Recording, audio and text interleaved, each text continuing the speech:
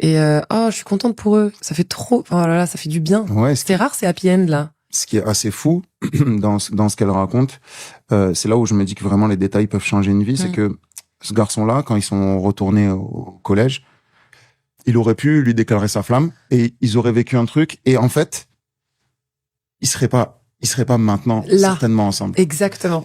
En fait, le fait de son cœur lui a dit je suis timide, je veux pas le dire, je veux pas, tu vois, je veux pas avoir de déception. La temporalité.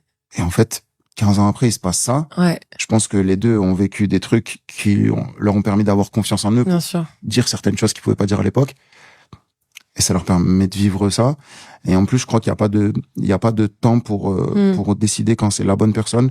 Pas de temps pour faire un enfant. J'ai des amis qui ont fait des enfants très rapidement. Ouais. Et qui vivent le truc de manière incroyable.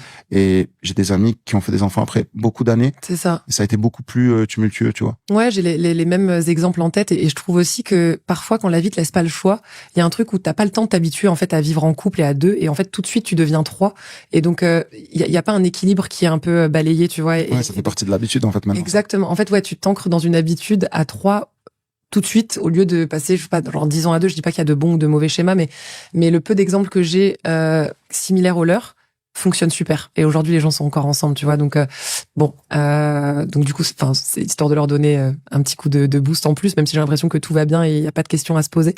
Ouais. Mais je rebondis sur ce que tu dis aussi sur le fait que il y a 15 ans, leur histoire, elle aurait pu débuter s'il avait eu le cran de le dire, mais il a bien fait de suivre son intuition. Au fond de lui, il était pas prêt et certainement que elle non plus. Et en effet, il aurait peut-être vécu 2 ans d'amourette, d'adolescent, mais ils auraient vécu d'autres choses après, ils se seraient peut-être jamais retrouvés.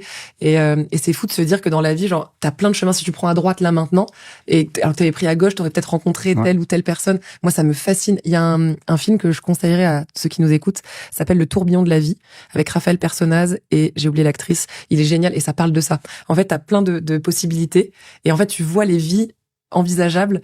Mais finalement, souvent, ça t'amène quand même au même point de chute. C'est assez fou. Et puis, je pense que aussi, pendant 15 ans, ils se sont mutuellement un peu idéalisés. Ouais. Parce que ça a été un truc passionnel de vacances, enfin de voyage.